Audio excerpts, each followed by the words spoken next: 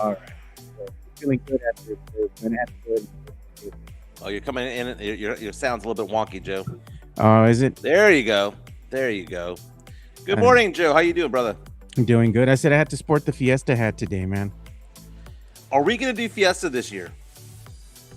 I don't know, man. Maybe. I mean, I saw one. I actually did see one car as I was driving my niece to school this morning.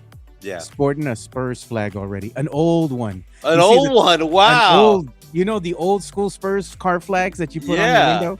So here's the thing: those things were cheaply made back then, right? A cheap plastic and just the little flag. I mean, what's the shelf life on those things? About a year, maybe, Yeah. and then they break. I mean, I Yeah, don't and know then if I they- feel then- comfortable. And then they tether, right? They get Yes. all they're worn out and ripped That's and worn. that's cheap plastic, bro. Like after one season or after a couple weeks, you got to take it down because it's gonna crack. I wouldn't feel safe putting my vintage Spurs flags on a window now because I'm afraid they'll crack. It's gonna be the first Fiesta that we've been in the playoffs in since what 2019. Yeah, So Fiesta's gonna be a little bit different, Joe. it's gonna have a puro feel about it, dude. I wonder if there's gonna be any more fights at Fiesta this year because of Yeah, all the one and Spurs zero. gear. I'm 1-0. No, Miss Mike. I can take a punch, Joe. I'm not saying that I'm not saying that I'm gonna beat someone's ass anymore, got but I can a take a punch. You're a fighter. You can take a punch, Mike. You can be one or the other, bro. You're a lover, not a fighter, man. I'm a hard out. Is what I'm saying. I might get my ass kicked, but it'll take a while. You're gonna be like that guy. Was it from Dazed and Confused? I'm gonna go throw a punch, and everybody's gonna, go ahead and separate us. Here we go. And good morning to the chat too. Thank you guys. Area 210, where the dreams don't fade. From the river walk nights to the Alamo shade. We rise together through the highs and the lows. Area 210, oh, it's the life that we chose. Yeah, we're rising together on a victory Thursday for Spurs fans out there as our silver and black. How did you say it, Joe? You texted me this yesterday. I want to get this phrase correct. Okay, what did Yeah. the Spurs do last night? They put the belt to the ass of the Grizzlies early, man. Belt to ass, bro. BTA. I didn't want to say it wrong, man. They put belt to ass last night.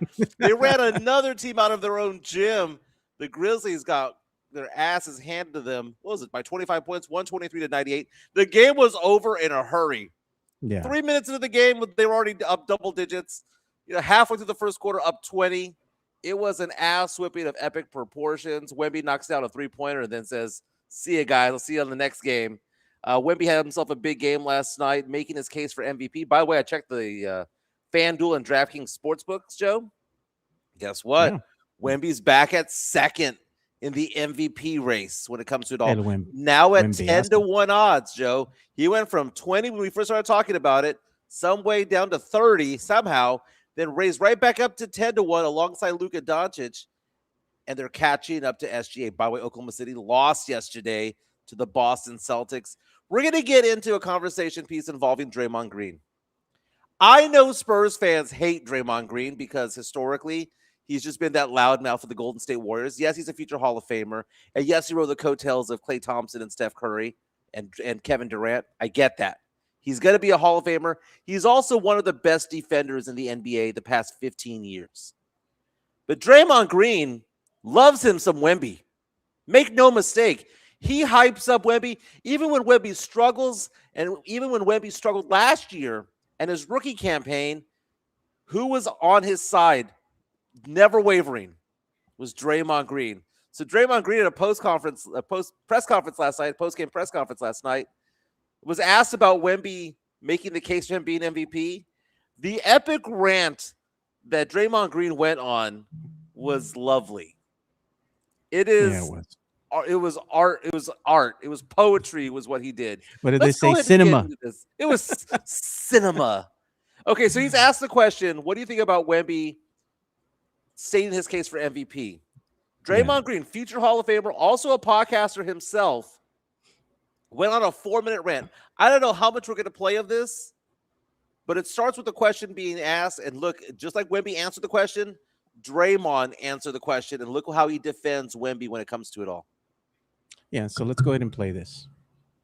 Like Wemby the other day was really kind of vocal about his MVP case. You're a guy in the past who's been, has vocalized your own case. I was just curious how you took that, just like his willingness to come out. I hated it, and I absolutely loved it. And the reason is because the reason I hated it is because until Wemby said defense is 50% of the game, it was like, oh man, no one realized that? Right? Like no one realized that 50% of the game we play is on that end of the floor. So he comes out and makes this profound ass statement, and it's like, oh, of course it is. And everybody's like, oh man, he has a great point. Hello? You think? So I hated it because he had to do that for that to then be said. All of a sudden you turn on TV and everybody's like, actually, maybe Wemby is the MVP. And I can agree with that. Maybe he is. But the fact that he has to come out and remind people, hey, y'all see what I do over there? It's like an indictment on the game of basketball. And everybody, talk all of this stuff about, oh man, you gotta play both sides, and everybody want to crush Luka Dončić when Luka doesn't live up to the standard of defense. But we got this guy defending entire teams, and no one took it into account until he said, well, number one, defense is 50% of the game. I want to give him so much credit for such a profound statement, but honestly, was it really that profound? But it's so true. And yet it took for him to say that, for everybody to say, oh man, he's right about that. And so that's, that's a little bit of it. And yet and still, I love what he said. All right. So he loved what he said, Mike. I can't hear you, Mike. There you go. Now I can hear you. What a great rant by Draymond Green after the game last night. And the way that he said it, that he said that Wemby was so profound in how he was stating his case that it made you think to yourself, why wasn't this the case before? Now, I'm seeing some arguments to Draymond Green online right now and on social media and on these, national TV shows like Get Up and all that stuff, where they're saying, hey, they have an award already for defense. It's called the Defensive Player of the Year. So does that mean the MVP is the Offensive Player of the Year? Because that's kind of what it's been, right? It's been James Harden, not James Harden, Russell Westbrook getting a triple-double. It's been Nikola Jokic. It's been who can put up the most offensive stats. And Draymond Green's going, I cannot believe Wemby brought up the point that defense should be brought part of the whole mix when it comes to the MVP award. Not just a tiebreaker, but you have to look at it and go, wow, Luka Dončić, yeah, he's great offensively, but he sucks at defense. Steve Nash was a hell of a point guard. Guess what he couldn't do, Joe? Couldn't play D. He couldn't play D. And SGA has these defensive stats, which are really good. They make him sound like he's elite, but he never guards a good player. That's Dort's job. That's Caruso's job. So SGA is not out there guarding Steph Castle. He's not out there guarding Cade Cunningham. He's not out there guarding Jaylen Brown. They hide SGA, and his defensive numbers look better than what they should be because they hide him. So you look at this profound statement that Draymond Green said that Wemby had, and it's changing the narrative of what the MVP award would be. Is it really an offensive award? No different than the MVP award is in the NFL, where it's a quarterback's award? Or should defense be considered part of the equation when it comes to it all? I think it should be a part of the equation. You're looking at what Wemby's done so far, right? And you hear players talking about him. You hear journalists, you hear people in the media talking about Wemby and the impact that he has on the game of basketball. And not only is he basically going out there and playing defense on a whole team at times by himself inside the paint because of his length, right? He's able to go ahead and play offense on the other end and knock down threes, look generational, go out there and get some amazing dunks as of late too. He's playing both ends of the court. He has a high basketball IQ. He's got this team, the San Antonio Spurs, as one of the hottest teams in the NBA. And I think people are starting to take notice because not only does he do all these things that are amazing on the court, but the way that he speaks to the media, and like, what did I say, Mike? He's polarizing. He right? is. He's He's polarizing. becoming that. Yeah. So he's interesting. He's an interesting guy, So the media's taking note and they're like, Mira Wemby. They like what he has to say because he gives them gold. He gives you great sound bites. He gives you great clips. And what does that do? It gets you more views on social media, right? Right. It's good for traffic, good for business. So what is Wemby? Not only is Wemby good for the game of basketball, he's good for business as far as the social media is concerned for sports journalists. Now, Felix Ayala reaches out to us in our chat, powered by PF Chang's Like That. We're also sponsored by the Hard Rock Cafe San Antonio. Says, Victor is the defensive player of the year by such a crazy margin that he's also the MVP. That it's not because he plays really good defense. It's because his defense is so much better than everyone else. Last night, 7 blocks, Joe. Yeah. 7. It's a lot. And that's not including the shots that he altered. He blocked a 3-point attempt, Joe, from the free throw line. So it comes into play because he's that. But offensively, he's averaging 24.2 points per game, which is great. I mean, that's a good number of points to have. But you look back at it, Joe, the last few MVPs have been averaging 30 points or higher. SGA, Nikola Jokic, with a near triple-double or a triple-double for the season. And you have to look back in time since the year 2000. How many times has somebody averaged 24.2 points or less and won the MVP award? The last time that happened was in 2015. Steph Curry won the MVP award despite averaging only 23.8 points per game. A decade before that, Steve Nash won back-to-back MVP awards, averaging 18 points and 15.5. There was a year in 2003 when Tim Duncan won the MVP award, averaging 23.3. And the year after that, in 2004, Kevin Garnett also won the MVP award. He, like Wemby does right now, averaged 24.2 points per game. So in the last 25 years, Joe, there's only been 5 instances where someone averaged 24.2 points or less and won the MVP, one of them being Duncan.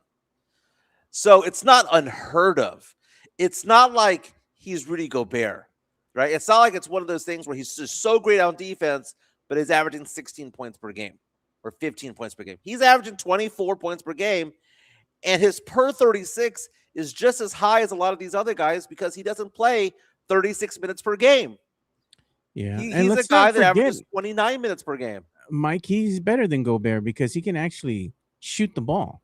Rudy Gobert's just a one-trick pony. He's going to be inside the paint. He'll get you a couple blocks, kind of be an enforcer on the, right there protecting the rim. But beyond that, can you count on him to knock down consistent jumpers, go to the line and knock down 2 free throws? Absolutely not. No. And Wemby shooting 35% from 3 is a big deal. His averages have gotten up so that you can kind of rely on him to do that.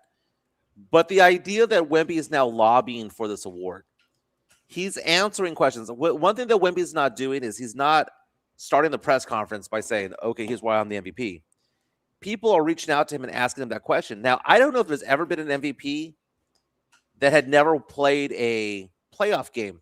But here's the thing.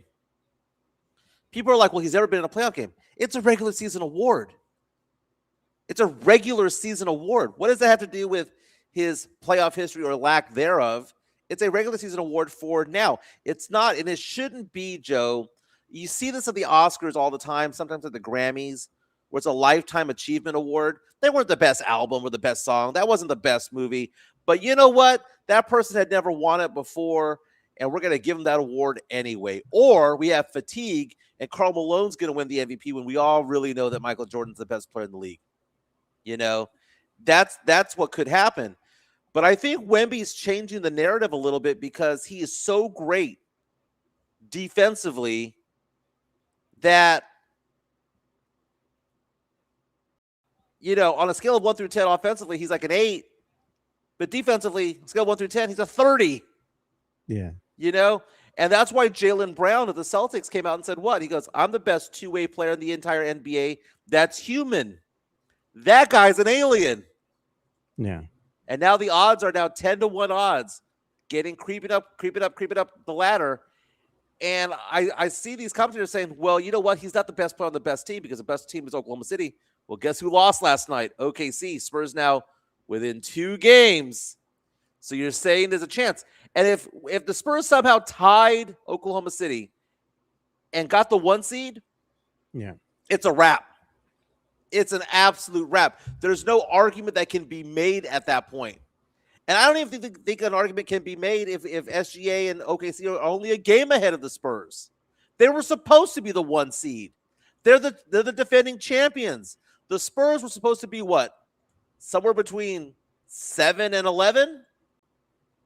I don't know, man. I'm looking at it. I'm thinking to myself, the Spurs are turning heads, and I think that he has a tailwind where people are now getting in on support. And by the way, Steph Castle yesterday was taking paint off the rim. Toma. Oh my God! Just look at that stare down. Look at the stare down, Mike. Toma is what he said. Look at him. Courtesy of he looks at FanDuel. him. Courtesy of FanDuel. The whole Gigi Jackson incident last night was interesting. Did you see that, Joe? Yeah, I saw that. That was I don't know, man. So Gigi Jackson dunked on Wemby. Very few people get over a 7'4" guy like Wemby. Yeah. But Wemby paid him back. Wemby on the very next play got a dunk on Gigi Jackson, dunked on his ass, and laughed. That is what I love about the Spurs, man, is that even when they get dunked on or blocked or whatever the case may be, it's like, whatever, man. Let's go on to the next play. He said, got him. Got him. This is there's Gigi Jackson right there. Courtesy of FanDuel. Let's listen to it. Let's listen to it. Because this one was interesting. 4 or 5 from distance. Gigi Jackson. Holy cow. Wemby came to help, but the help wasn't there quick enough. It's bad intentions. Put him on a poster. Wembanyama thought about the 3. He will drive and pack one himself. Right back at you. I love it. I love it. Wemby's laughing. Wemby's just laughing the entire way down the court. Like, got him. Yeah, got him. That's what Wemby said. Got him. Wemby's the best thing that's ever happened to the NBA in the past 20 years, man. The reign of LeBron James is over. You know what? Basketball. You know what Wemby said to Jaren Jackson Jr.? Cry harder, ho. That's what he said to him. Look at this. We got an incoming super chat. Here comes the money. Well, that's there we go. Yeah. No, I hit the button. 2 buttons. Says happy opening day to you and yours. It's baseball opening day, man. Baseball opening day. Red Sox, Astros get underway. How many games are you going to go to this year, Joe? To what? The World Series? Yeah. Oh no, just any baseball game. Rangers, Astros. Oh yeah, I wanted to go to an Astros game. I'll probably go out there and check out an Astros game with you and Chica. That's my plan. It's like we all go together and go see a game. Maybe we'll go and see if they play like the like the Rangers, or they play like the Boston Red Sox, because I'm a Boston Red Sox fan. I'll go out there and watch it, Right. That's cool. Yeah, I want to watch at least 3 games this year. I'd like to go to 1 Rangers game and at least a couple of Astros games. I'm looking right now, Joe. Did you know the NBA Finals start on June 3rd and that my honeymoon starts on June 4th? Jeez. Oh my God, man. I'm going to miss 5 of the 7 games. I'm looking at it right now. It starts at 7th. So I'll watch game 1 and game 2, but somehow I'm going to have to watch these games at 3 in the morning over there in Italy when the Spurs are in the finals. Be doing the show from the gondolas over there in the canals on the boat. Hey, baby, I'm just doing the show. The gondolas. Oh, God. You're going to be over in, the thing is when you go over there and you go to Venice, Italy, a lot of people don't know. If you go in the summertime, that place stinks, bro. That water dirty. It's nasty. It's not caca It's water, nasty. man. It's caca water, bro. It is caca water. And they make it look romantic in the gondola, and you're over there going through raw sewage, smelling like 2 packs of ass and oh, come on, man. How is that romantic, dude? Now, when I was That's 20 years nasty. old, I went to France, and France wasn't all that, man. So I'm excited about Spain and Italy. So it's France, Spain, and Italy for our honeymoon. Spain We leave actually on has June some 7th. Spain actually has some really good food there, Mike. And the people eat really good out there. You know, it's kind of like good food. It's healthy for you. And they Yeah. drink a lot of wine. So you got to get used to that. They drink a lot of wine. They got to get the pasta going, baby. JHNSB Yeah. asking the question, Joe, are you going to watch the finals during the No Jimenez Beach Bash? By the way, the fact that you call it that, it's kind of sad, dude. That's mean. You're not gonna be here. That's why. Because we're rolling with it. Because Sean, because you weren't here for the Super Bowl, so we called it the No Jimenez Super Bowl. Yeah, And now because you're gonna be gone again, we're calling it the No Jimenez Beach Bash. that's funny. If you were No. here, we'd say the Jimenez Beach Bash. Now, I know last night there was no John Morant, Yeah. but there I am watching the game. I'm at Las Palapas last night, watching the first half. They have a big screen right in front of us. And I'm asking myself the question, there was no De'Aaron Fox, there was no Luke Cornett. Are the Spurs really that good? Or was Memphis that bad? For it to start out the way that it was, 22-4, 17-0 run, and be up by 20 points midway through the first quarter. Was it the Spurs really being that good? Because it looked as though the varsity squad was playing a freshman team. It's like an exhibition game. I mean, the Memphis Grizzlies are really that bad, but more importantly, the Spurs are that good. Like I how mean, many that of was those an Memphis incredible players dunk. would have significant minutes with the Spurs? Not very many of them. I mean, But I'm saying that I like G.G. Jackson's game, by the way. I Yeah. was a big fan of his in college. He's a young player when he was the youngest person drafted that year. I like G.G. Jackson, but he wouldn't stiff the court of the Spurs with the Spurs. no, man. I mean, they would have probably put him in the G League. He wouldn't sniff the court. He wouldn't get any minutes. But it just shows you how deep the Spurs team is. You know, like even not at full strength, they were able to just easily dismantle the Grizzlies, which they should have. You know, the Right. Grizzlies are just not a good team at all. At all. They're bad. Now, I know a lot of teams are tanking right now, and I understand that that's an issue. But the Grizzlies are kind of in a strange place when it comes to it all because they can't get a top 3 or 4 spot because they already have 24 wins. Yeah. You know, the teams that are Indiana, Brooklyn, and Washington, Sacramento have 16, 17, 19 wins. They're not going to catch up to them. So Memphis has no reason to win, no reason to lose either. You know, they're pretty much stuck at that 6-7 position going into the draft, 6, 7, 8. So there's no wiggle room that they have. They can't somehow make a top 3, spot if they lose out. So it's kind of a weird thing. JHNSB reminded us that City Sissoko was drafted by the Spurs instead of G.G. Jackson. I wanted G.G. Jackson. If you remember back in the Sports Star days, I was talking about G.G. Jackson a lot when he was in college. And where is City Sissoko now? Gone. What's but he's his actually name? Playing well. Gone. He's playing well. He's Yeah, got but he's himself gone. an NBA career. No, he's going to be a role He's player. got himself an NBA career. He's going to have a long NBA career. The one that might not, or the number 10. He who shall not be named. Why can't we say his name, Joe? Because you talk about him all the time, Mike. He gone. He's like the dog you let run out of the yard. You don't want him back no more. And he ran and he found another home. And you still talk about that damn dog every day. He gone. What's the dog's name again? Gone. Joe, do you know that the number 10 has only missed 1 shot this entire month? Yeah, but how many shots has he taken? 3? Exactly. And how many have been non-dunks? Yeah.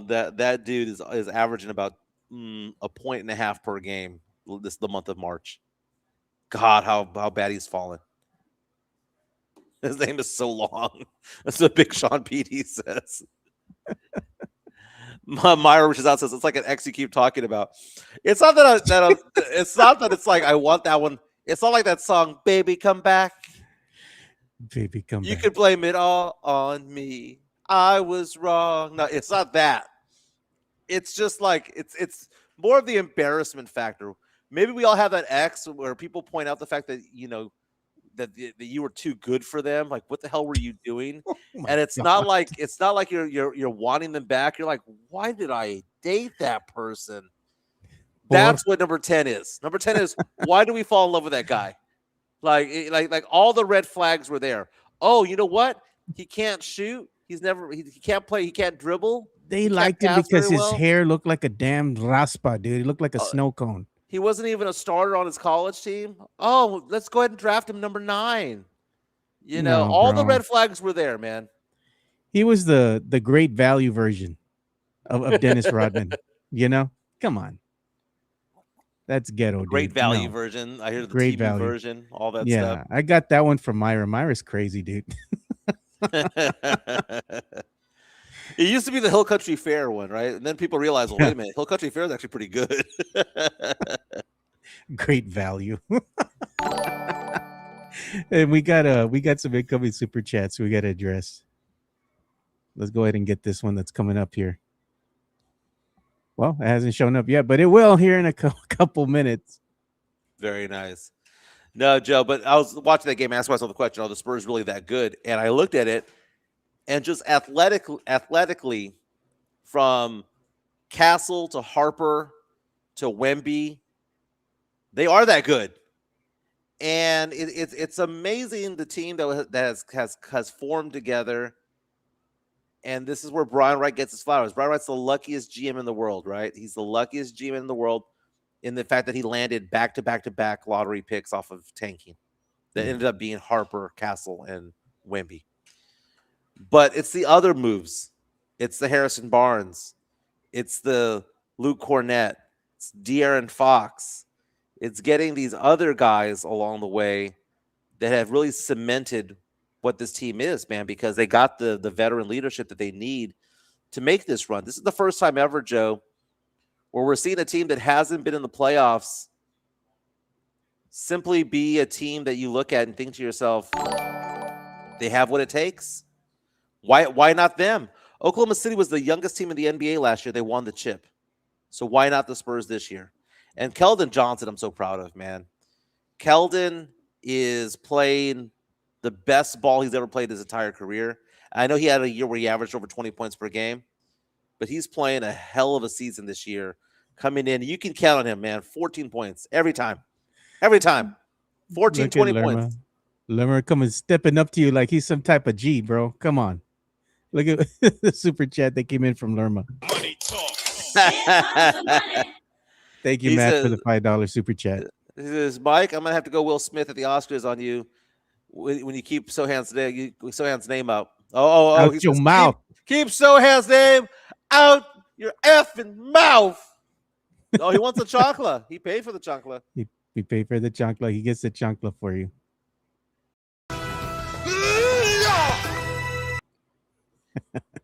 Gave SGA a taste of his own medicine yesterday. They were deploying the same tactics that SGA does to be a free throw merchant yesterday. Like the student became the master at some point. Jaylen Brown having himself a game as Boston beat OKC yesterday. OKC's 12-game winning streak is now over. They're 57-16. The Spurs are 55-18. Let's do some math. The worst the Spurs can be is what, 55-27, right? So with yesterday's win, the Spurs clinched home court advantage in the first round of the playoffs. The magic number is now 1 to host 2 rounds of the playoffs. And that essentially means clinch the number 2 seed in the Western Conference. Spurs 2 games behind OKC. LA is 8 games behind the Spurs for that 3 spot. And then you have Denver at 4, Minnesota at 5, Houston at 6. Dude, that Houston team, please give us Houston. Somehow, some way. That depleted Houston team. Houston, They're they are just dragging ass, limping into the playoffs right now. Lost 6 of the last 10 games. They have no direction, no point guard. Just give us some Houston, please. But Joe, I'm not saying that we're going to catch OKC, but getting to 2 games, I'm not going to question why the Spurs load managed Wemby a couple of weeks ago. You know, where the Spurs lost that game, where they gave that game away to Denver. Now, the Spurs were up in that game, late in that game. They were up by 20 at some points. The Spurs could have and should have won that game. But a little bit of Wemby on that game could have been the deciding factor. And it'd be great to say we're one game away from them. Imagine the pressure that they would have, OKC would have at that point, like looking over the shoulder and going, Yeah. the Spurs are still here. But you know what the Spurs are right now, Joe? We like giving Rocky metaphors. They're getting stronger. Rocky 4, Drago looking over at Rocky going, keeping knocking Rocky down. Then he keeps getting up and he goes, that's not a man. That's a machine. The machine. And that's the Spurs. That's not a man. That's an alien. Good times to be a Spurs fan right now, man. Man, it is a good time to be a Spurs fan right now. Everything's going our way, but like I said, you got to just enjoy the ride for what it is. Regardless of what happens in the playoffs, they get knocked out of the first round. They move on to the second round. They're not going to get out of the first round. No, I'm just saying, Mike. I'm just saying, whatever happens, just enjoy the ride for what it is. Let them go as far as they can go this season. They surprise us all and they go all the way to the finals. So be it. But I'm just not going to have expectations for them. Oh, they're going to get knocked out of the first. They're going to get, I'm just going to enjoy it, dude. I'm going to go and enjoy it, watch a game, maybe buy some Spurs tickets because they are going to be going on sale here shortly in April. Spurs have 2 lottery-bound teams up next. So the Spurs have some time off.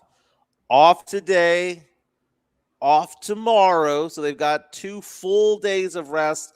They don't play again until Saturday afternoon on the road. It's going to be an Amazon Prime game against the Milwaukee Bucks, 2 p.m. on Saturday. If you don't have Amazon Prime, just ask Joe. He'll give you his user ID and log in. No, bro, that's for the poors, man. User ID and password. That's for the poors, bro. Then the Spurs on Monday have the Clippers. I'm sorry, the Bulls. And then on the 1st and 2nd of April, on the road against Golden State and then the LA Clippers. Again, these are 2 lottery-bound teams and 2 play-in teams that they're playing. God, Joe, we might be, Joe, at 60 wins at that point. Jeez. Imagine. That's crazy. That's crazy number, man. We said, Mike, and I remember at the beginning of the season, now we look like a bunch of idiots. What did we say? They're going to be like maybe 35 to 42 wins. I said 46. Could be their ceiling. I said 46 and 36. I said their ceiling was 50. Anything higher than that would be exceeding expectations. They'd probably be the 6th seed, playing in the, going into the play-in tourney, and they're higher than that, exceeding expectations. Well, they far exceeded expectations at number 2, closing in on OKC, who lost yesterday. So that actually puts the Spurs at what now? 2 games behind OKC to claim that top spot in the West. Mm-hmm. Not a bad place to be. I'm going to go ahead and show the latest standings, by the way, too, the graphic courtesy of NBA. Yeah, another team that won yesterday as pointed out on our chat powered by PF Chang's La Cantera, as Hyman points out, in the Eastern Conference, the Hawks won yet again in overtime last night. That team just keeps winning, man. They beat the Pistons 130 to 129. They are one of the hottest teams in the NBA alongside the Spurs and OKC Thunder. But what happened with yesterday's win is that it moved OKC up in the standings yet again to the point, Joe, where they're now the 5 seed in the Eastern Conference. They went from being lottery bound to now a 5 seed after winning 9 out of the last 10 games. They leapfrogged over Toronto. They leapfrogged over Philadelphia overnight. Now the 5 seed. That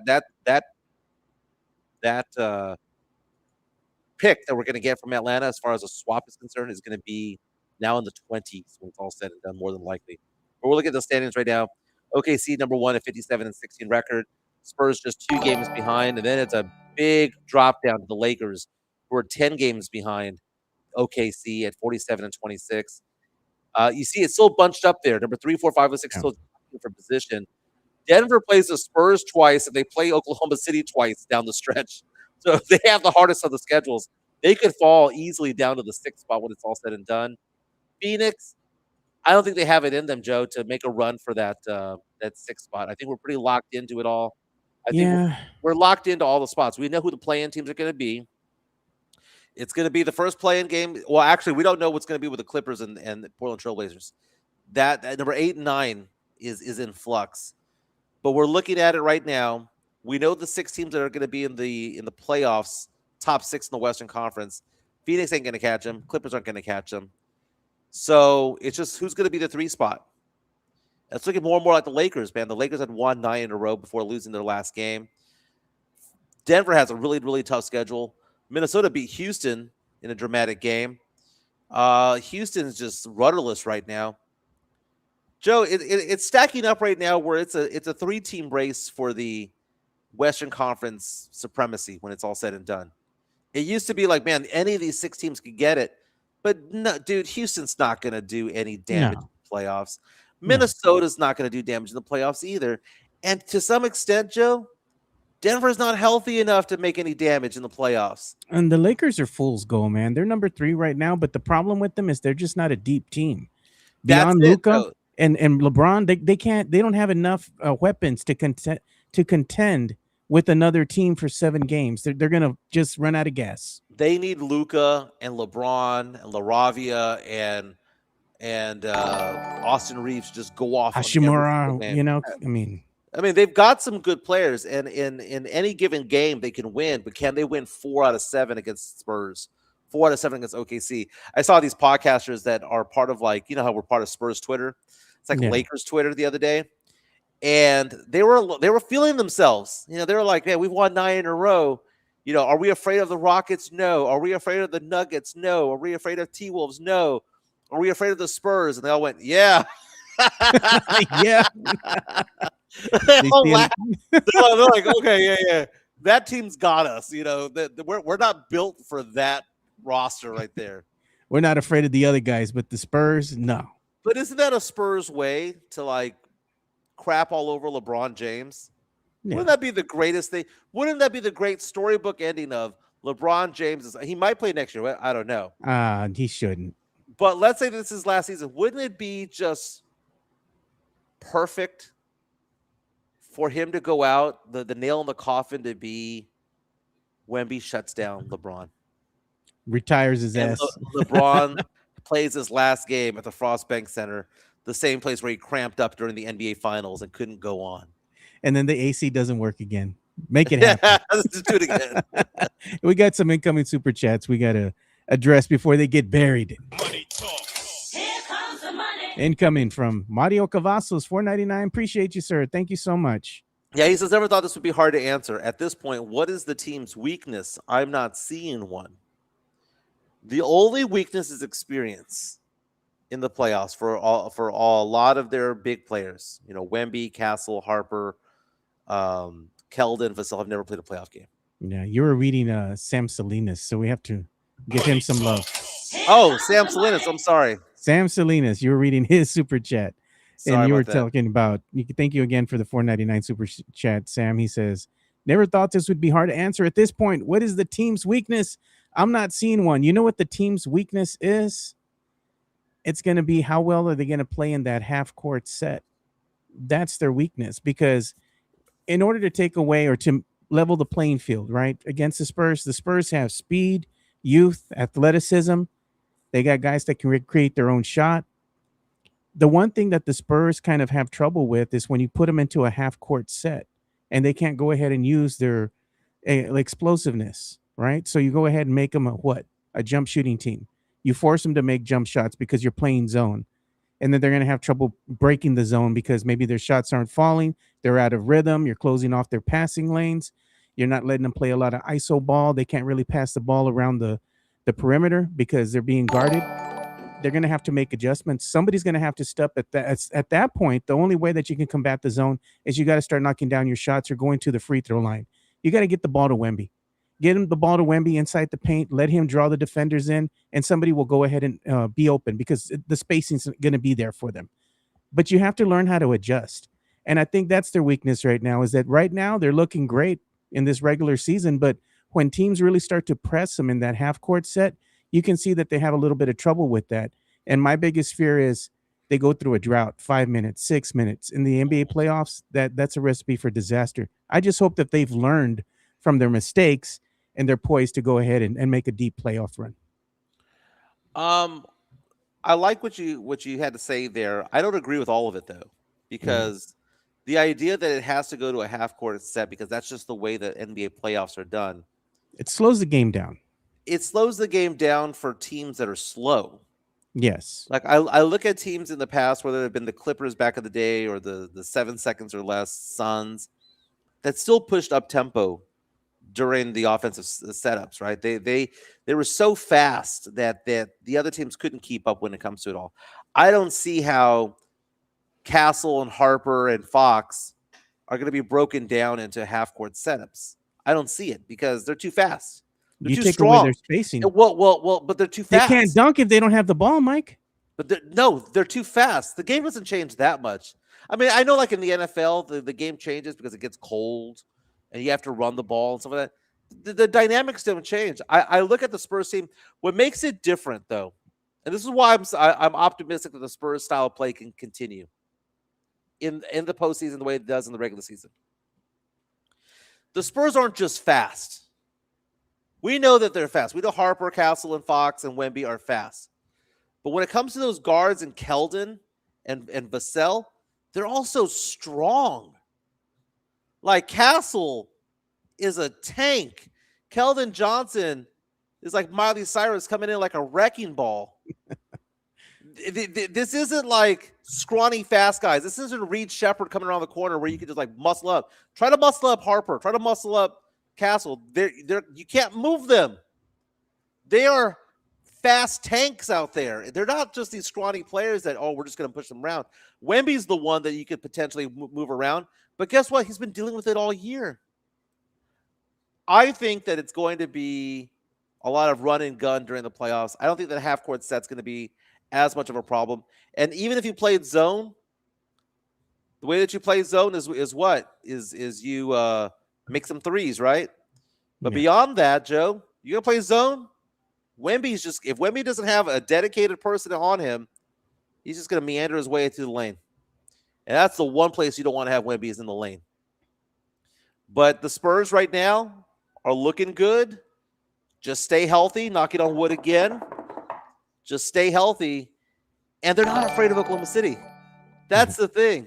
They're not afraid of them.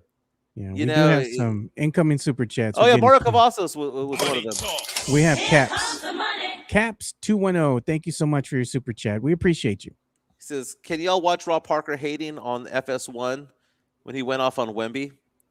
Okay, we'll go ahead and have to pull that up then. I'll go ahead and look for that during the break. We'll pull the information. And we got another incoming super chat from Matt Lerma. Thank you, Matt. The Spurs are going to win it all. Go Spurs, go. Matt, thank you for the support. You remind me of that scene from Major League. There's only one thing left to do. Win the whole fucking thing. Remember? Yeah, I remember that. If the Spurs were there with that one cardboard cutout, they've been pulling the pieces off ever since February 1, man.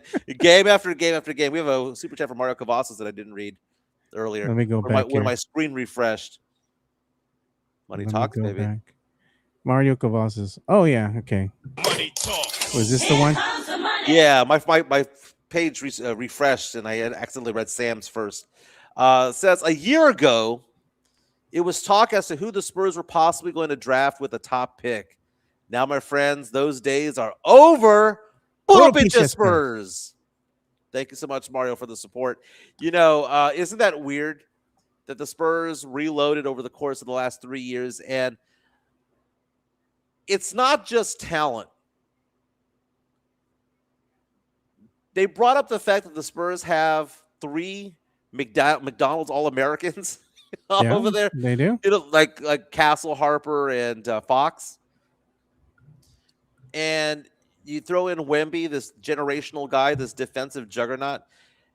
It's interesting to see what's going on when it comes to this team and what's going to happen in the future. It's not whether Wemby's going to win a ring. If he stays healthy, it's when is he going to win a ring?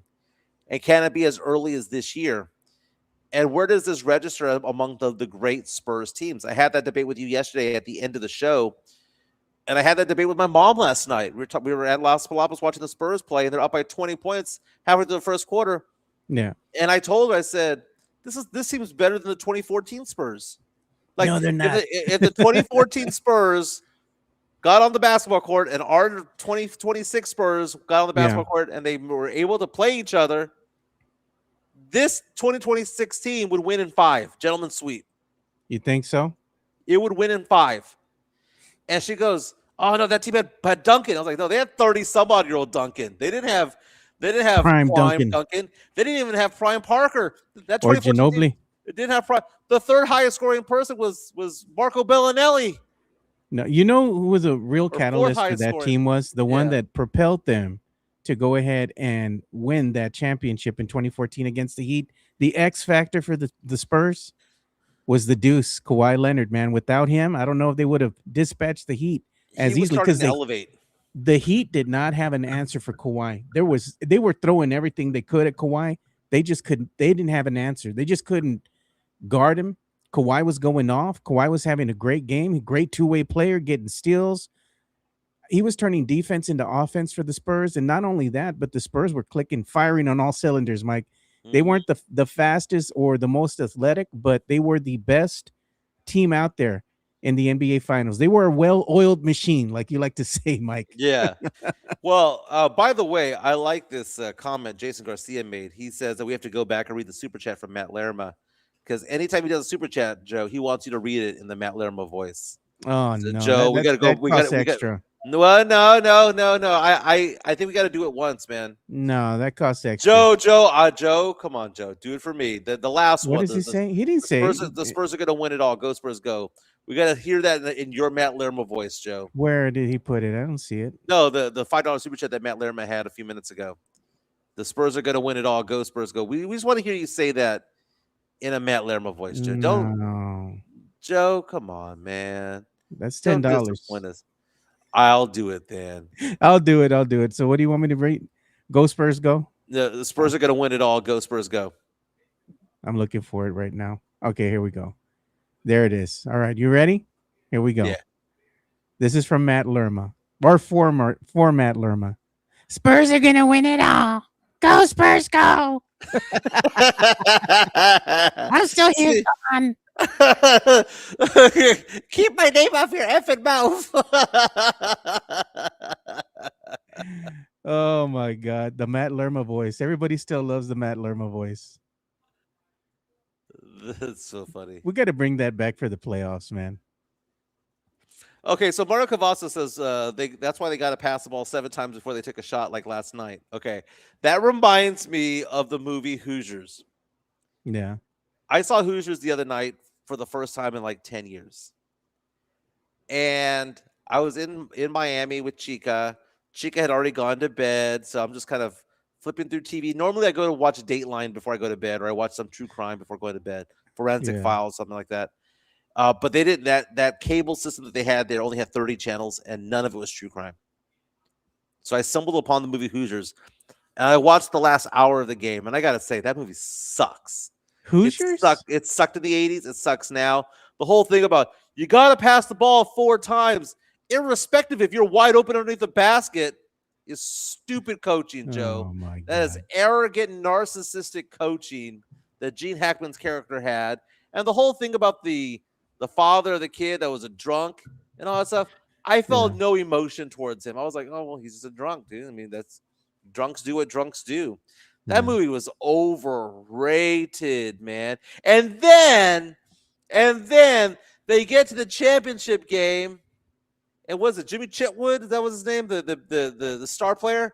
Yeah. They design a play for the second best shooter on the team to take the game-winning shot, not Jimmy Chitwood. You know what they remind me of?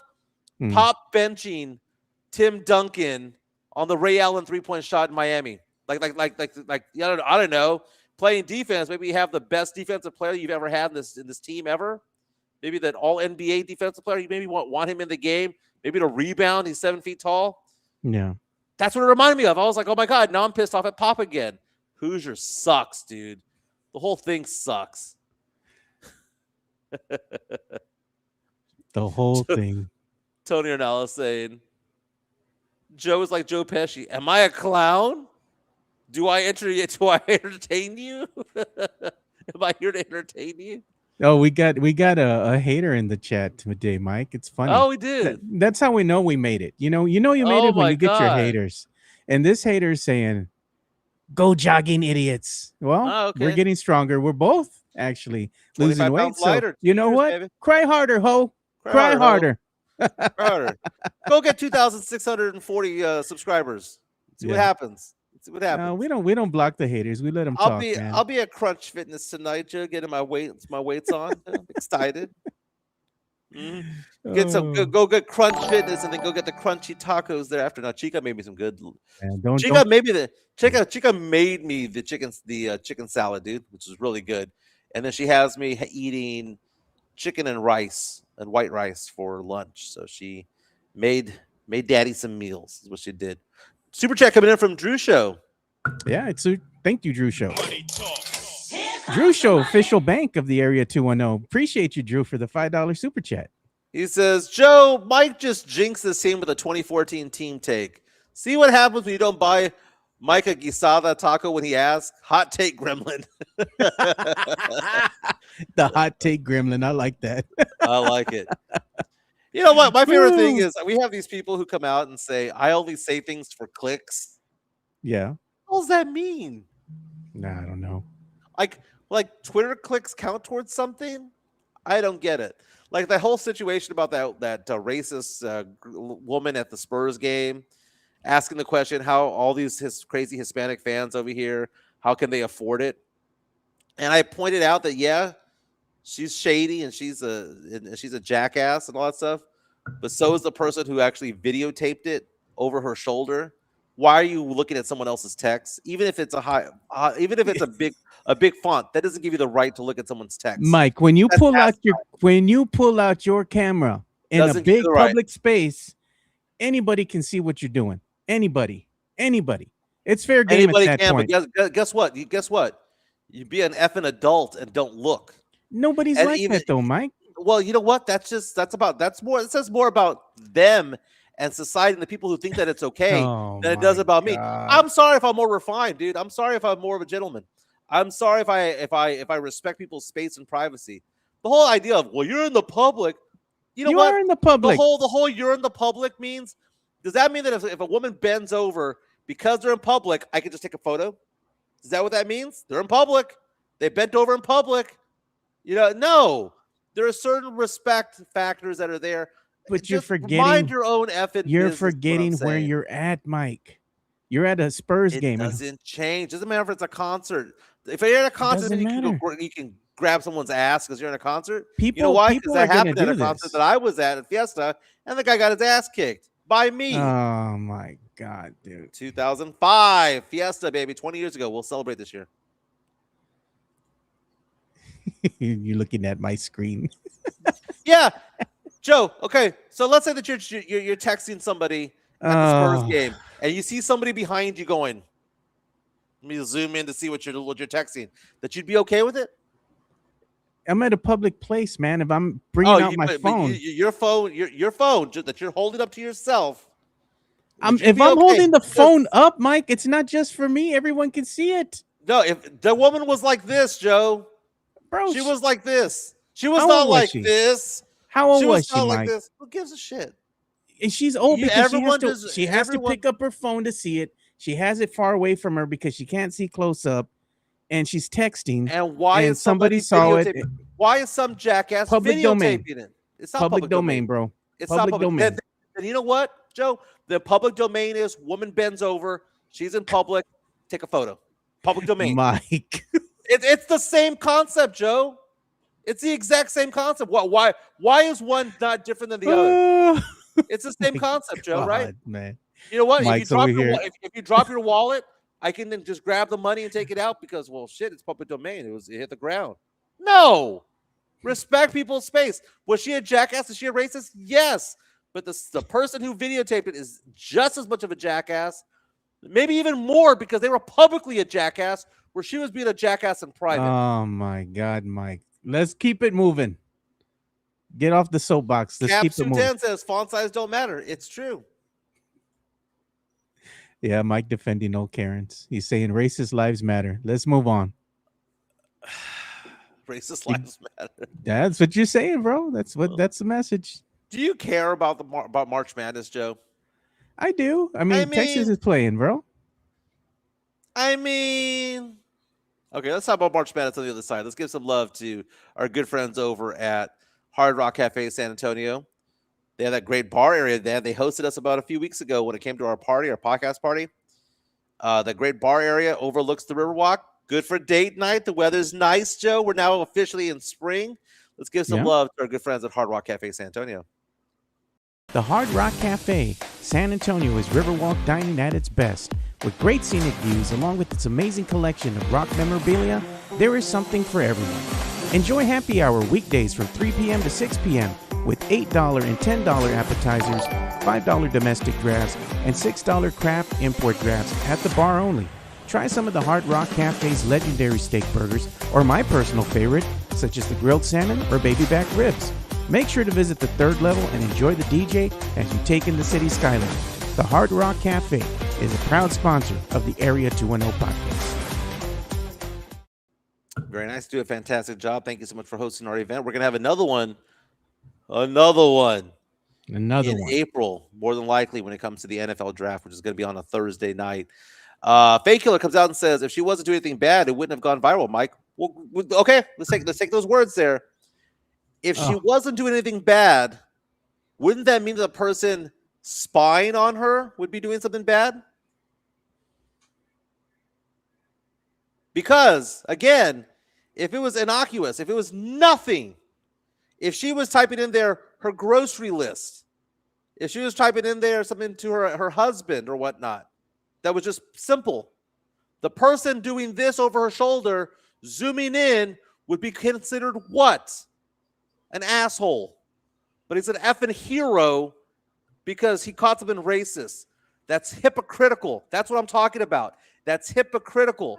So she said something private that was racist. Guess what? If we concern ourselves with people being racist, guess what? 3 out of 10 people driving by you don't have auto insurance, and 3 out of 10 people walking by you are racist. It is what it is, man. And say, oh, well, Michael he must have gone to Alamo Heights and he's setting up for the Karens. You know what it is? I'm evolved to the point where I don't give a crap if someone's racist. Because you know why? F them. They don't impact me. They don't impact my income. They don't impact my family. They don't impact my relationship with my wife. They don't impact my relationship with my kids or my love for the Spurs. Guess what they do? They will be judged by a higher power at some point in their lives or the afterlife. Why would I give a crap if someone's racist? You know what? You know what? There were 3,000 other fans out there who believed exactly what she thought. You know what? Who cares? Racist people are everywhere. They will be there today, tomorrow, and forever, dude. It doesn't matter. It doesn't impact anybody. But again, if she was doing nothing and that dude was peeping over her shoulder doing this, trying to see what she was doing, he'd be an ass. But because he spotted something that you don't like, suddenly he's a hero? Have some standards. That's what I'm saying. Have some standards. So we have some super chats from the Drew Show, and then we need to move on from this subject. Here comes the money. And he's saying, A, saying crazy Latinos is racist. You don't know if the lady, B, he says, you don't know if the lady was Latina too. C, you and Joe comment about the poorest. C, Latino isn't a race. He has another one. He has another one. Thank you, Drew, for that $5 chat. Got another $10 super chat from the Drew Why Show. is this going to end up on the current? I got a feeling that Puro is watching this right now. You're giving him gold. And thank you for this $10 super chat, Drew Show. Here is a tenor for those gritos and a Peacock subscription, $10. the Peacock, the Peacock subscription. That's one of our best super chats in a while, dude. That's nice. Peacock, dude. I mean, come on, man. Y'all can't afford $10 for the Peacock? Come on. But you know what? Those the Peacock and like was it Paramount Plus? Paramount Plus is going to wind up going up, like I said, because now they acquired Warner Brothers, right? All those the licenses that Warner Brothers owns for the movie rights and all that. Yeah. HBO, that's going to be part of Paramount now. So what is that going to do? Because right, you have like HBO Plus was like at $9.99 at one time, and then it's gone up. Peacock started off like at $5.99, and that's gone up. You combine the two together, you're looking more around $20 a month just for Paramount Plus now. You know, it's funny how these streaming networks kind of like like we have our rankings of networks, right? So I'm gonna ask you, Joe, list your top 5 in order streaming services, because it's funny because I think that they change every 6 months. The one that I really watch, and I got to be honest with you, is probably like Amazon Prime, and I watch it because now they have live TV. The other one that I watch a lot of is probably going to be like Paramount Plus, and then I watch Netflix, HBO, and the Peacock. But usually my go-tos, especially for sports like March Madness, you're going to be watching HBO. You're going to be watching Paramount Plus a lot, and that's what I watch. I watch that a lot to watch some of these games. Right. I got into Paramount Plus because I wanted to watch Landman. I think is the one I wanted to watch. Right. Watched Landman for a few episodes. Chica didn't want to watch anymore because it's too cochino. So that's just not her. That's not her thing. So I'm there with Paramount Plus, and I want it because they're the people of the Taylor Sheridan shows, the Yellowstones, 1923 and all that stuff. It's on Paramount Plus. I got on there because I had Paramount before, and it sucked. Yeah, A year I and a bet. half later, it's now one of the best streaming services out there because now they have all the good movies on there. I got into Peacock because I didn't realize on Super Bowl Sunday that I didn't have it. I didn't have NBC Fubo. Because you don't have an over-the-air antenna. That's your fault. Yes, over the antennas. So People do, Mike. Only one. People do. the poors do. But here's the thing, Joe. No, the rich people do because they don't know how to. Poors only put it on one antenna. I put it on all the TVs that I have in my house. My whole house is wired for HD. Okay. By the way, I just realized how white my teeth are Yeah. because I got tanned over the weekend in Miami. By the way, if we mockingly say the poors, by the way, for those who are new to the show, okay, Those are the ones that are always over on the social media, on Facebook especially, before every single Spurs game. Where are the Spurs playing today? Can someone tell me? Like they Yeah, can't okay. Google it on the phone. And it's so expensive to watch them. I need another subscription to the Peacock. You can't afford $8.99, $9.99 a we're month. we're not mocking Come those who are on, paycheck to Mike. paycheck or those who are Bro, struggling. they spend We more than that mock at the the ones bar. who complain like Joe was saying. No, Mike, We refer go to buy a those six-pack, people as it's the more than poors. that. Come on. A six-pack of beer is more than that, man. Come on now. Sam's I going, need a what? link. Mike's watching Paramount Plus after hours? What does that mean? Am I missing something? I'll look that up. Oh, God. I love Joe Stia's voice. Mocking la gente. No, bro. You see it all the time on Facebook. What channel's the game on? You have a phone. Google it. It's stupid. It takes you time to post, right? That particular thing that you're putting out there on Facebook, and all that time that you use to go ahead and say, what channel is the game on tonight? Can someone tell me? You could have Googled it. Right. Be By done the with way, it. I like this comment that Shadowfall put down. Shadowfall 007 says the reason Mike turns a blind eye to racism is because he's a financial advisor and a majority of his clients are racist boomers. So he has a bootlick for them because he loves that money. Well, I do love money, dude. That is why I'm in business for myself and I am self-employed. But I will say this though. I That was a good think segue. yeah, if you want to make more money, give me a call 210-508-0369. Personal cell, it rings this number 210-508-0369 if you have questions about investing, life insurance, long-term care.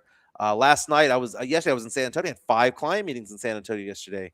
Meeting with people who are doing new investments, people who are one woman who lost her husband who passed away, working with that family, getting things organized, people having questions about taxes and things like that. Give me a call 210-508-0369. I'm not a CPA or anything like that, but people having questions about their own investments when it comes to taxation of it all. The thing is that I have a lot of clients who are very liberal. I have a lot of clients who are very conservative. To me, it's not my job to call balls and strikes when I meet with a client. I don't tell them my personal opinion on politics because at the end of the day, it doesn't matter. It's can I do a good job for somebody? So if somebody I don't agree with politically, if I only did work with people who I agreed with politically, I would lose half my money. So that makes no sense. I think the one thing that has turned, and it's not turning a blind eye, it's putting my head on straight, is meeting Chica, my wife Francesca. You know, we've come to the conclusion that really there's only a few things that should matter in life, like the tier one of things. And it used to be that so many things were my tier one. Like I wanted to impress this, impress that. I want to do this, do that. But at the end of the day, guess what? It's about the relationship I have with my wife, the relationship I have with my kids, our parents, our siblings, and then everything else falls into place, and our work, right? Take care of what's on top, and then everything else comes into form. And then you get to spend time with your friends. You get to spend time doing a podcast. You get to spend time doing this, that, and the other, and have that support. But I will say this, though. If you worry about what other people think, then you're actually stepping over your own toes, tripping over your own feet when it comes to it all, because you cannot force to make people think what you think. Evolve to the point where you're like, you know what? I'm just going to focus on me and my family. And if someone's going to be racist or a jackass or whatever, F them. But don't let it ruin your day. We have people on the chat who are very, very nice to us. Some who are very mean and very critical. Guess what, Joe? I remember hearing this in the past. I was as critical as people were with me when I was on Sports Star and here. Like, Michael doesn't react to criticism. He doesn't react to people calling him fat. They don't react to people calling him stupid or bad takes or whatever. You know why? Because at the end of the day, I have a hot wife. At the end of the day, I love my friends. At the end of the day, I've got a wonderful family. I've got great kids, and I have a good life. And at the end of the day, nothing can be said about me or at me or to me that is going to ruin my day. Because at the end of the day, I love the fact that we have our sponsors. I love the fact that we have our listeners and all that. But at the end of the day, I focus on what's important in life. And what's important in life is certain things. And I encourage everybody else to just focus on what's important to them, because then everything else falls into place. That's all I'm saying. We have an incoming super chat from Jason. Here comes the money. Thank you, Jason, for the $4.99 super chat. He says, "Chancla for Mike. Get off your soapbox, and we're going to give you a chancla. Give him the chancla." Why'd you go and have a hot wife? I think I have a hot wife. There, you get the Oh, I have a chancla. hot wife. So we have another incoming super chat, and we got two actually coming in from the Drew Show. So, Drew Show, thank you again for your super chats. We're going to read them now. Thank you for the $5 super chat, Drew Show, the official bank of the Area 210 podcast. He goes, "Mike, take it easy. A few more shades, either way, on the tan or the teeth.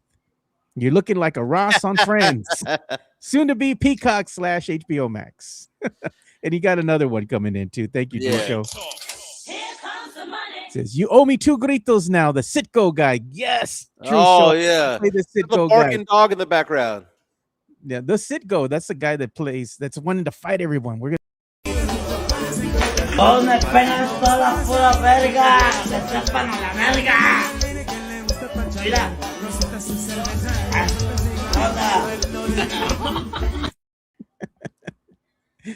The Sitco guy always kills me, man. He's probably still there in the front of the store too, man. Yeah. I enjoy the Sitco guy. I enjoy the who do I enjoy more, the Sitco guy or the old man at Market Square? I don't The know. old You guy at like Market Square. I remember James Pledger making fun of that guy because he goes, "Bet that thing was 26 seconds long. That's like the longest grito of all time." It's not even that long. It's barely like a couple seconds. It's like 20 seconds, maybe not even that long. It just seems that it takes for eternity to finish. Well, let's go ahead and give some love to Mike. We got to give some love to PF Chang's. So let's do that. And then we'll come back and talk some more sports. Let's talk opening day when we get back. You excited for baseball, Mike? I know you're not. PF Chang's La Cantera, San Antonio's premier destination for dinner, date night, or happy hour. Enjoy one of their signature dishes, such as the Singapore street noodles, sesame chicken, or Chang's spicy chicken, or their infamous Chang's chicken lettuce wraps, which are delicious, by the way. You can enjoy all this while you're dining in an Asian-inspired atmosphere. And make sure to enjoy the new outdoor patio and try some of P.F. Chang's signature cocktails and drinks during happy hour, Monday through Friday from 3 to 6 p.m. P.F. Chang's La Cantera is a proud sponsor of the Area 210 podcast.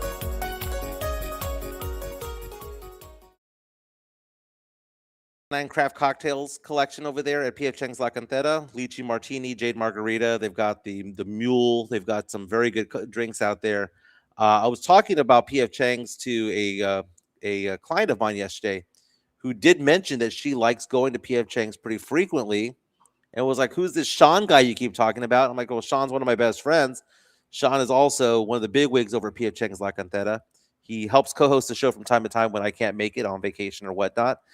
So go visit Sean over at P.F. Chang's La Cantera. It's a great cocktail collection. It's good food. It's a good environment. It's good for date night.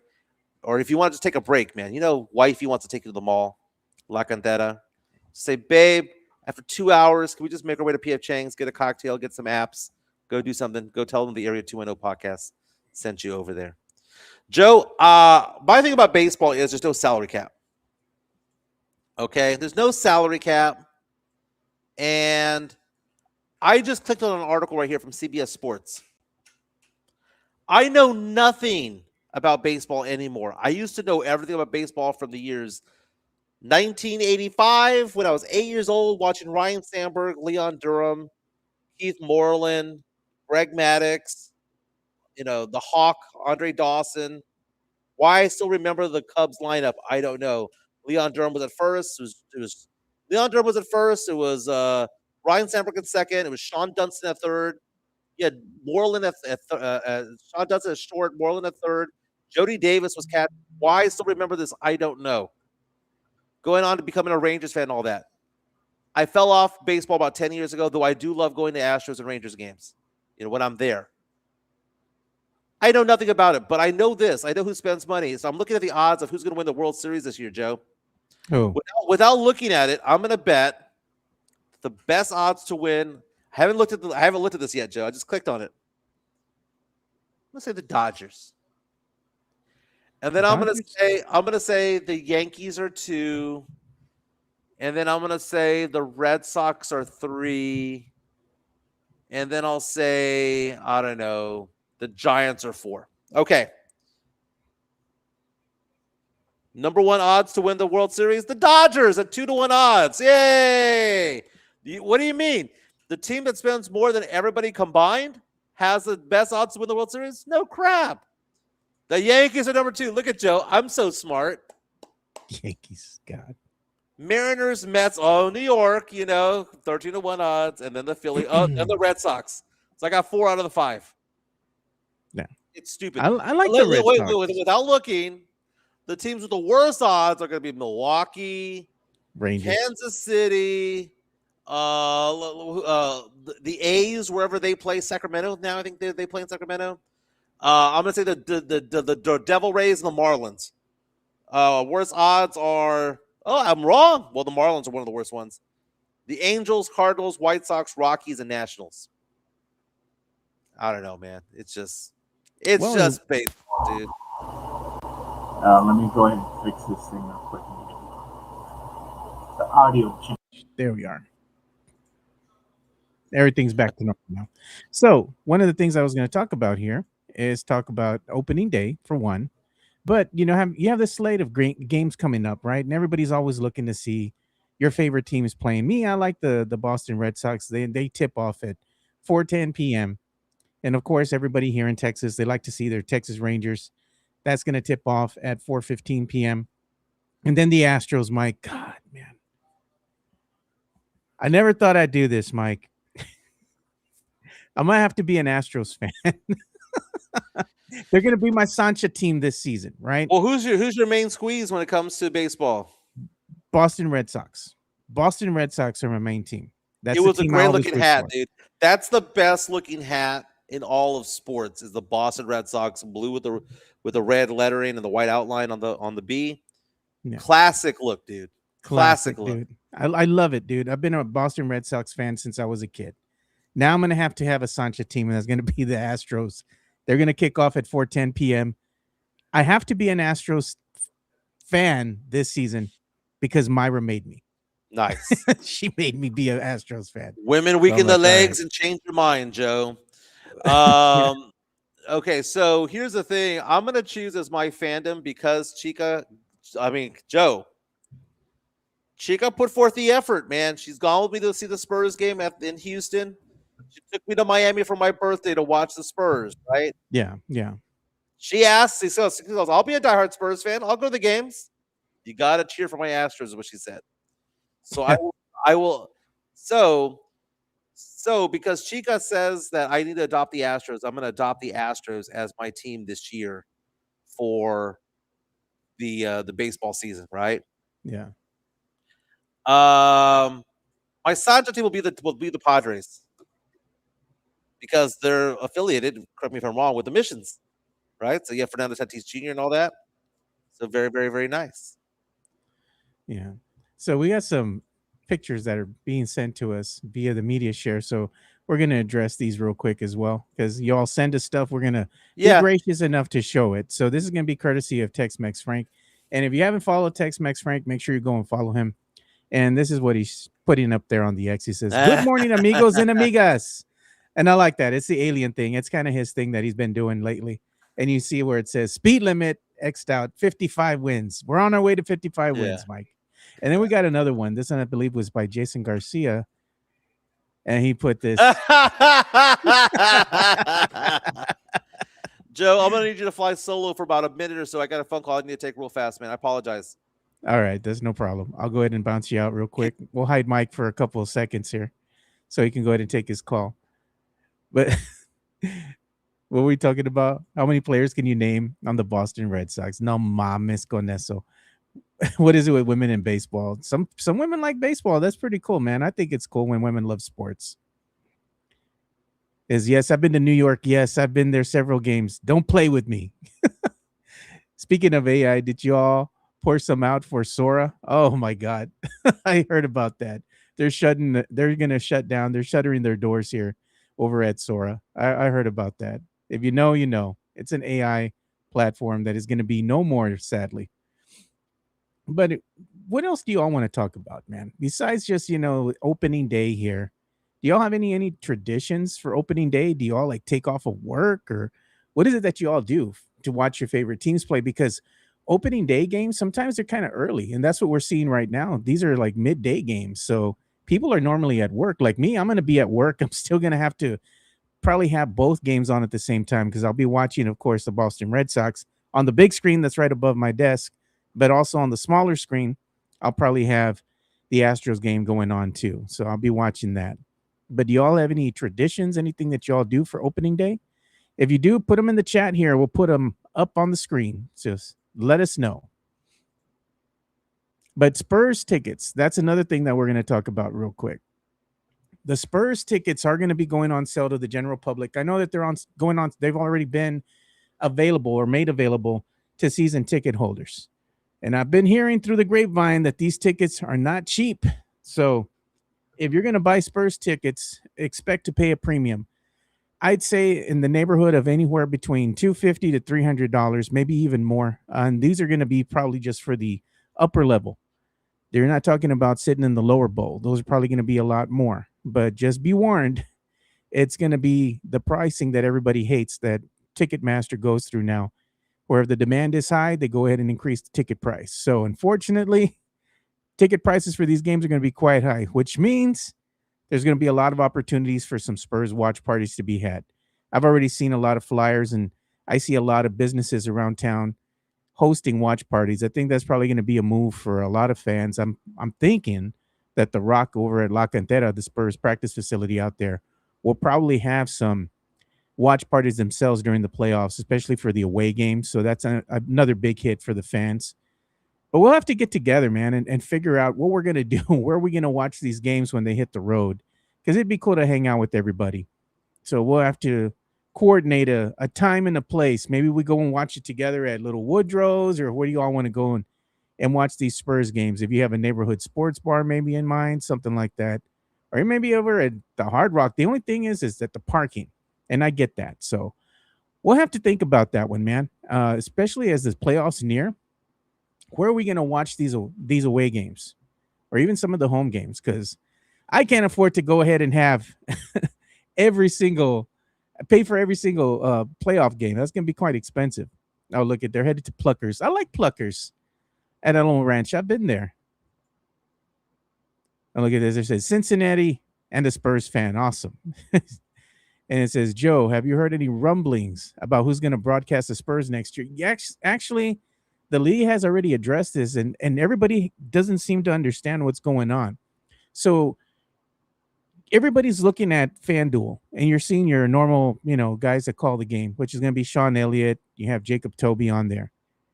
And you're looking at these games that are coming up, and you're probably honestly watching the last bit of Sean Elliott and Jacob Toby together on FanDuel.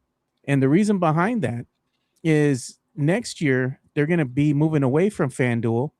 And I've heard that the NBA is trying to make some deals with some networks to go ahead and actually broadcast the local or regional sports as a package now. So that means that if FanDuel is going away, you're going to have to go ahead and pay more.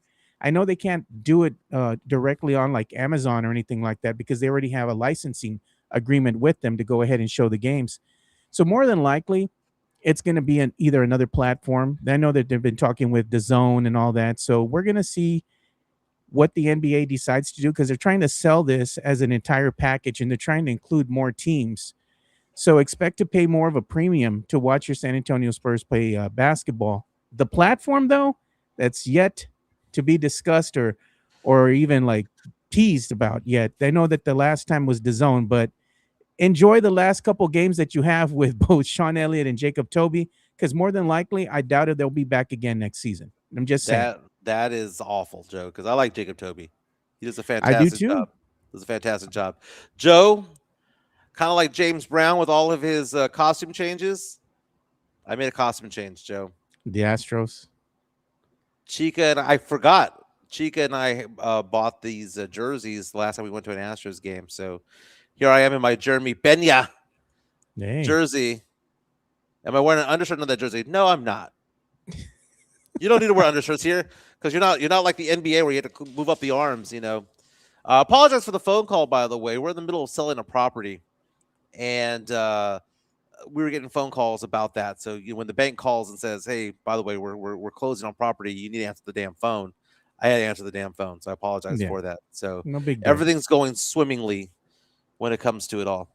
But we're talking about opening day and any traditions that anybody has for opening day. Like, what do you do? Because a lot of the games are in the middle of the day. They're like at 3 and 4 o'clock. And you're usually working. Like me, I work from home. So I'm going to go ahead and have the Boston Red Sox game up on the main screen and the Astros game probably in the smaller screen off to the side somewhere. But Sean's going to be over at Pluckers. And we're talking about, Mike, what are we going to be doing for the Spurs and their playoff run? Because the tickets are going to go on sale. More than likely, they're going to be anywhere from about $250 to $300 for nosebleed tickets, right? To watch a Spurs game in the playoffs.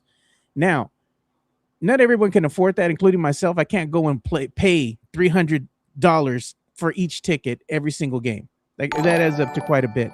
But the consolation prize, Mike, since everybody's excited to watch Spurs basketball, maybe we have a watch party, away game or home game. Maybe we have a place that we come out and just say, hey, whether it's not an official thing, but just to go ahead and watch the game with the gente, I think it'd be better for it to be a road game because, it'd be better for a road game. We've had it in the past over at Pete's place over there in Helotes. That was fun. We want to find some place more centralized because some people can't make it all the way to Helotes because some people won't go from the south side to the north side or vice versa. No. I think the most centralized area is kind of like North Star. Do you know what might actually be a good place, Joe? Rock and Brews.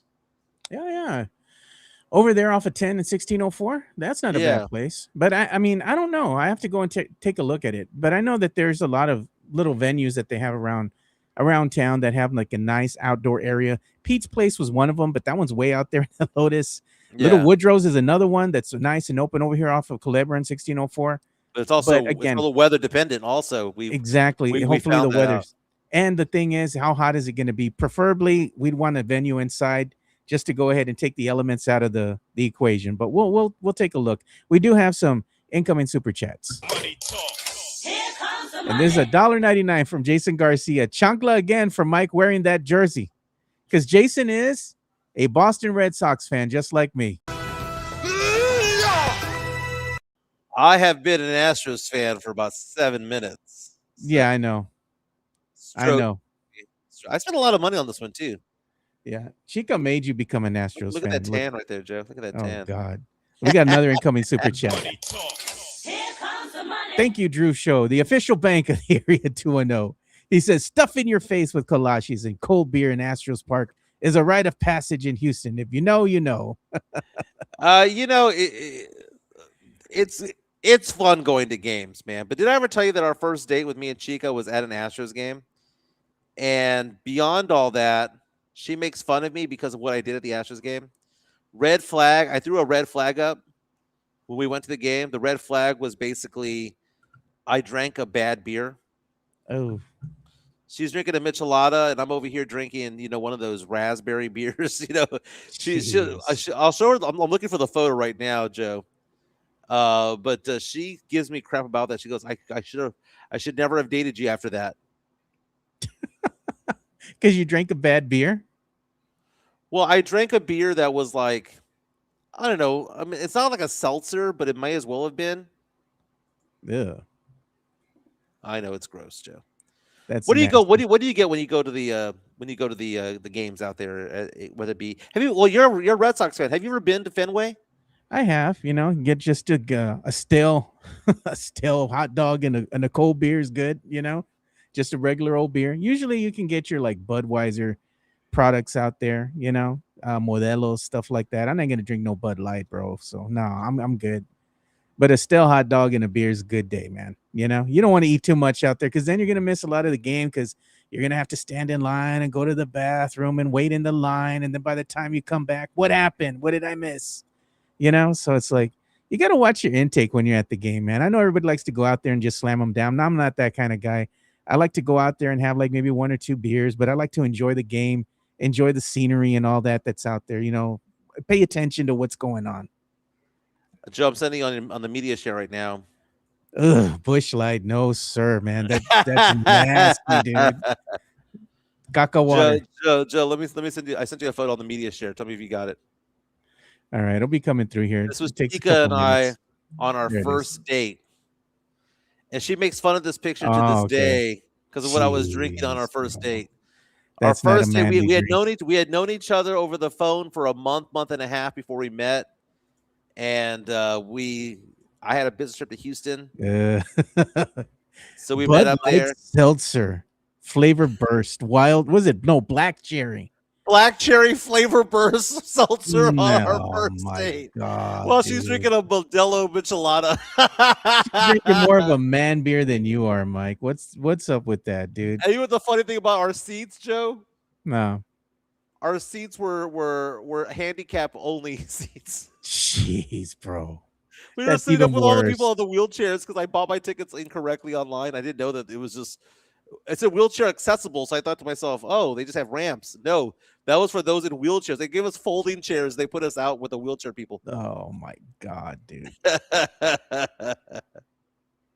That's nasty, dude. Oh, and Sean's in here. This is an inside joke for us. He goes, Joe, drinking Alex beer. If you know, you know. If you know, you know. What's an Alex beer? Well, you have to come to the parties to see, Mike. You have to see Joe, it in I've gone to person. those parties. What did I miss? No. I have to tell you off air. I'm not going to embarrass Alex like that. But yeah, he has a tradition.